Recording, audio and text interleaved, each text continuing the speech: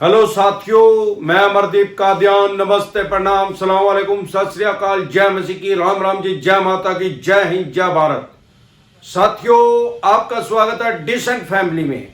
साथियों, आज मेरे पास एक ऐसा कमेंट आया है जयदीप नाम से। आप देखेंगे, इन्होंने लिखा है, सर मैं अगर अपने आप को कोर्ट में जाके नादान घोषित कर दूं तो क्या मेरा लोन माफ हो जाएगा? देखो साथियों, सबसे पहले हम एक बात समझेंगे कि आपने सुना होगा दिवालिया घोषित होना। यह दिवालिया घोषित है क्या?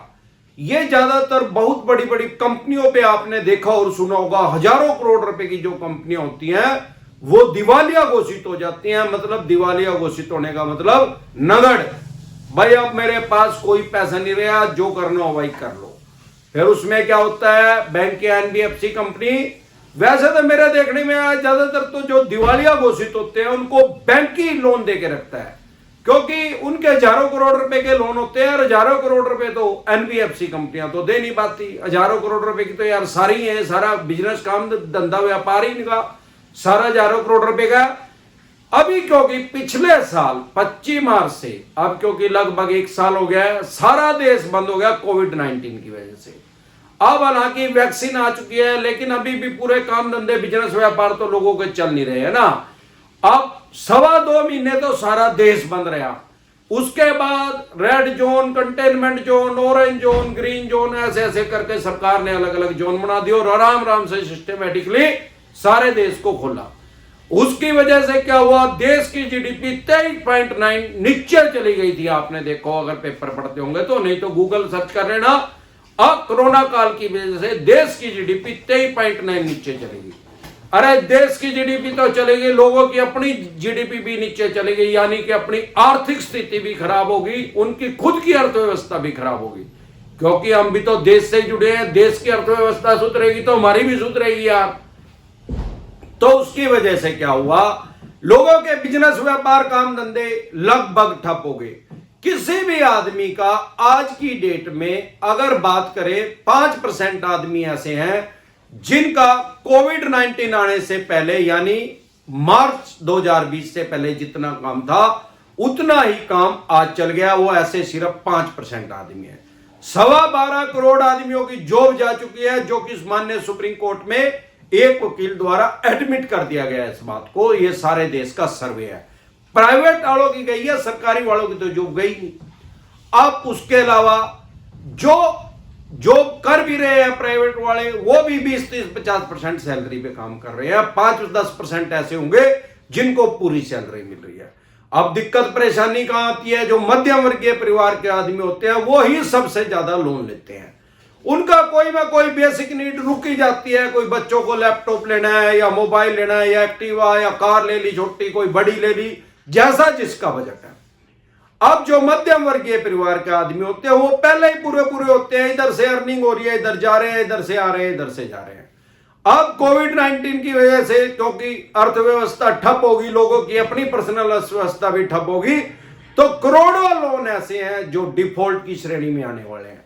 अभी माननीय सुप्रीम कोर्ट की तरफ से एनपीए पे रोक लगी हुई है। जैसे ही एनपीए से रोक हटेगी तो करोड़ों लोन डिफॉल्ट की श्रेणी में जाएंगे, एनपीए में जाएंगे। एनपीए का मतलब नॉन परफॉर्मिंग एसेट, ऐसा पैसा जो बैंक के एनबीएफसी कंपनी को अब फायदा नहीं दे रहा, जो कि 92 डेज के बाद एनपीए में जाता है।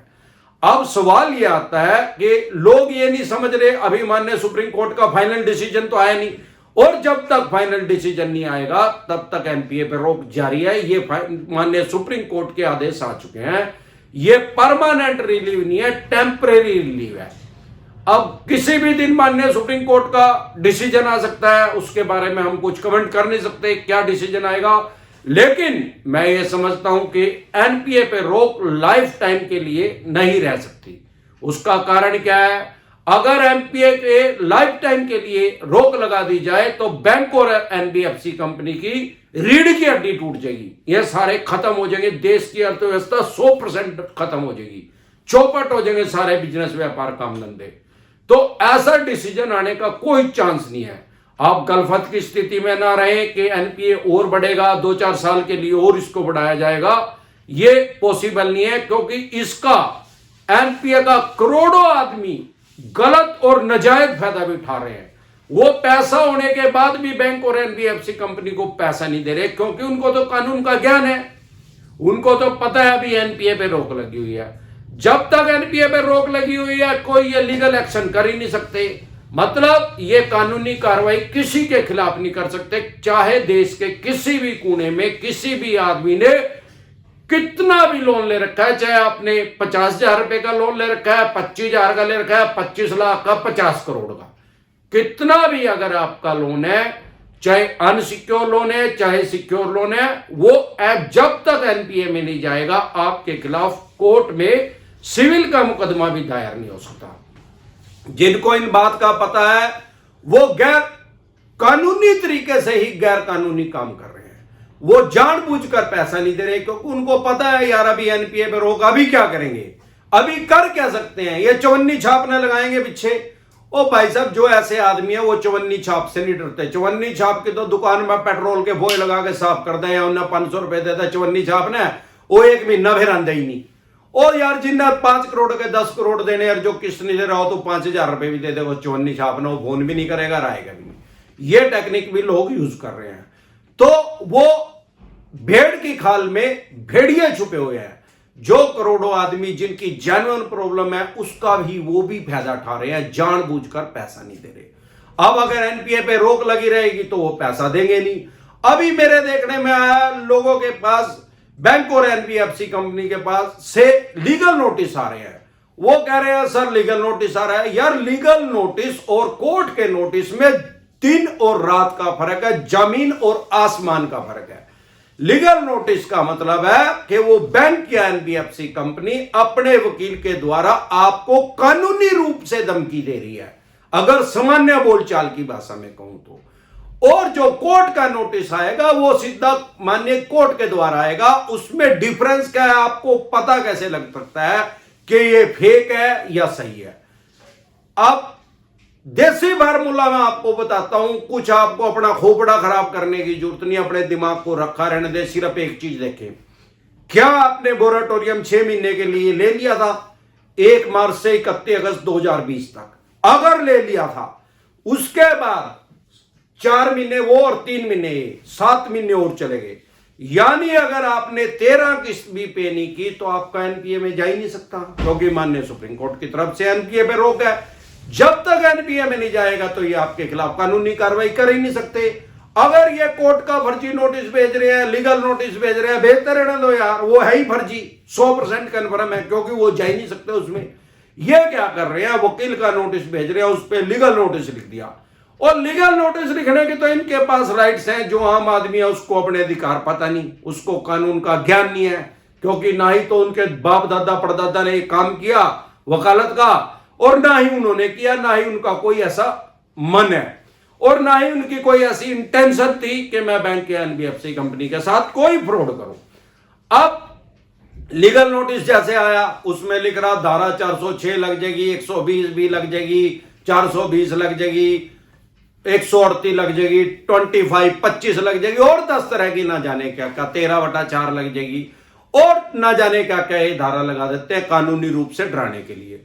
जो आम आदमी है वो ये सोच रहा है कि यार इस पे तो हाई कोर्ट लिखा हुआ है, जैसे हरियाणा में बहुत से लोगों के पास आ रहे हैं भाई लीगल नोटिस, हरियाणा बार नंबर चैम्बर नंबर इतना, तो वो आदमी क्या समझता है, जो आम आदमी है मध्यम वर्गीय, वो हर सारे देश में ऐसा हो रहा है, वो सोचता है कि हाई कोर्ट से मेरे पास नोटिस आ गया। आप ये समझे कि माननीय हाई कोर्ट से आपके पास नोटिस नहीं आया, वो जिस आदमी का नोटिस आया है, जिस वकील बैंक या एनबीएफसी कंपनी का जो वकील है, वो हाई कोर्ट में बैठता है। यही कारण है कि यार वो हाई कोर्ट का एड्रेस तो लिखेगा ना, और हाई कोर्ट के नाम से लोग डर रहे हैं, और नहीं तो नॉर्मल कोर्ट के नाम से भी वो लोगों को डरा रहे हैं। और ये चवन्नी छाप तो फर्जी के ही साड़े बना के भेज रहे हैं लोगों के पास नोटिस, और बकवास तो फोन पे कर ही रहे हैं, लोगों को डरा रहे हैं। लोगों का अनसिक्योर लोन है, यहां तक कह रहे हैं मैं तेरी दुकान का सामान ले जाऊंगा ढा के, यहां तक भी कह रहे हैं मैं तेरे घर का ही सामान ढा के ले जाऊंगा। अरे भाई साहब, अगर आपको अपने राइट्स पता होंगे तो आपका डर खत्म हो जाएगा, क्योंकि जागो ग्राहक जागो। आप ग्राहक है बैंक या एनबीएफसी कंपनी के, आप चोर नहीं है। चोर तो इन उठाई गिरोह ने बना रखा है भाई साहब, आपको चवन्नी छाप ने यही तो समझा रहे हैं आपको, आप तो ग्राहक हो। जब आप कोई टीवी लेने जाते हैं, कोई फ्रिज लेने जाते हैं, कोई कार लेने जाते हैं, तो आप डरते हैं क्या? आप उसके ग्राहक हैं, आप तड़ी से जाते हैं, सीना चौड़ा करके जाते हैं। ऐसे ही अगर आपने लोन लिया भाई साहब, आप ग्राहक हो उसके, उसने कोई एहसान थोड़ी कर दिया आपके ऊपर, आपके राइट्स खत्म नहीं हुए। आपको अपने अधिकार पता लग जाएगा तो आपको कोई दिक्कत परेशानी नहीं आएगी। ऐसे कह रहे हैं घर का सामान ढा लूंगा, लोग फिर डर लग रहे। अरे यार कॉमन सेंस की बात है, कल को कहेंगे मैं तेरे बच्चों को ढालूंगा, फिर भी डरोगे क्या? फिर तो भाई डर दे ही रहोगे, जितना डरोगे उतना और डराओगे। आपका सिक्योर लोन है, आपको परेशान किया जा रहा है, सिक्योर लोन डिसेंट एडवाइस लिख के सर्च करें, यूट्यूब पे वीडियो देख ले, आपको अपने राइट्स पता लग जाएंगे। अनसिक्योर लोन है, अनसिक्योर लोन डिसेंट एडवाइस लिख के यूट्यूब पे सर्च कर ले, आपको अपने राइट्स पता लग जाएंगे। और जो ये चवन्नी छाप आपको तंग कर रहे हैं, इनके ऊपर भी रिजर्व बैंक की मास्टर गाइडलाइंस लागू है, जो कि उसको ये फॉलो नहीं करते। अगर ये चवन्नी छाप तंग कर रहे हैं और लीगल तरीके से आपको इनका मुकाबला करना है, तो आपको क्या करना है, रिकवरी एजेंट डिसेंट एडवाइस लिख के वीडियो सर्च कर ले, आपको अपने अधिकार पता लग जाएंगे, तो आपको कोई दिक्कत परेशानी नहीं आएगी। फिर भी किसी तरह की कोई भी दिक्कत परेशानी आए तो आप कमेंट कर सकते हैं। तो इसी तरह की या किसी भी तरह की कोई भी दिक्कत परेशानी आपके किसी भी यार प्यारे रिश्तेदार को आ रही है, तो आप कमेंट करके उसकी डिसेंट एडवाइस ले सकते हैं। अब ये जो जयदीप नाम के आदमी थे, जिन्होंने कमेंट किया था कि मैं अपने आप को भोला वाला सिद्ध कर दूं, या मतलब इनकी भाषा में अगर मैं सामान्य बोलचाल की भाषा में बात करूं कि मैं अपने आप को पागल सिद्ध कर दूं कोर्ट में जाके, तो मेरा लोन माफ हो जाएगा। अरे भाई साहब ऐसा नहीं होता, ना ही ये इतना आसान है। कोई फर्जी आप सर्टिफिकेट पागल का लेके वहां पेश करोगे तो वो डॉक्टर भी अंदर जाएगा भाई साहब कोर्ट के साथ। ऐसे चिटिंग अलाउड नहीं है। वैसे तो वोट 20 लगती नहीं, पर ऐसे जरूर लग जाएगी। ऐसा नहीं है कि आप कोर्ट को पागल बना दोगे। माननीय जज साहब जो होते हैं वो बहुत समझदार होते हैं, और हमारे और आपसे बहुत ज्यादा पढ़े लिखे और बहुत ज्यादा समझदार होते हैं, तभी तो वो जाके उस सीट पे बैठते हैं। वो भगवान की सीट है एक किस्म की, वहां पे न्याय किया जाता है। आपने देखा होगा न्याय की मूर्ति के होती है एक, उसके हाथ में एक तराजू होता है, दोनों साइड बराबर रहता है, और न्याय की मूर्ति के आंख पे पट्टी बंधी रहती है, मतलब वो किसी के साथ भी अन्याय नहीं करते। तो आप इस गलफत की स्थिति में ना रहे और ज्यादा मानसिक परेशानी ना ले। मैं हर बार कहता हूं, चाणक्य जी ने 3000 साल पहले कहा कि चिंता चिता के समान है। चिता में तो एक बार जलना पड़ेगा, जब हम मर जाएंगे, प्राणी नहीं होंगे, तो दर्द क्या होगा। अब चिंता तो भाई साहब 24 घंटे दिन रात लोगों को खाए जा रही है। ऐसे भी आदमी है जो नींद की गोलियां लेके सो रहे हैं। आपको अपने राइट्स पता होगा, आपको कोई मानसिक परेशानी नहीं है। इसके अलावा मैंने एक डिसेंट व्लॉग के नाम से एक नया चैनल बना दिया लोगों को लिए साफ सुथरा मनोरंजन करने के लिए, क्योंकि मुझे शुरू से घूमने फिरने का शौक है। अब मैंने इस टॉपिक पे भी वीडियो बनाना शुरू कर दिया है। तो आप डिसेंट व्लॉग लिख के यूट्यूब पे सर्च कर सकते हैं। कमेंट बॉक्स में भी उसका लिंक है और डिस्क्रिप्शन में भी उसका लिंक है। तो इसके अलावा किसी भी टॉपिक पे आपको कोई भी विषय पे कोई भी डिसेंट एडवाइस लेनी है आपके किसी भी यार प्यारे रिश्तेदार को या आपको, तो आप कमेंट कर सकते हैं। नमस्कार।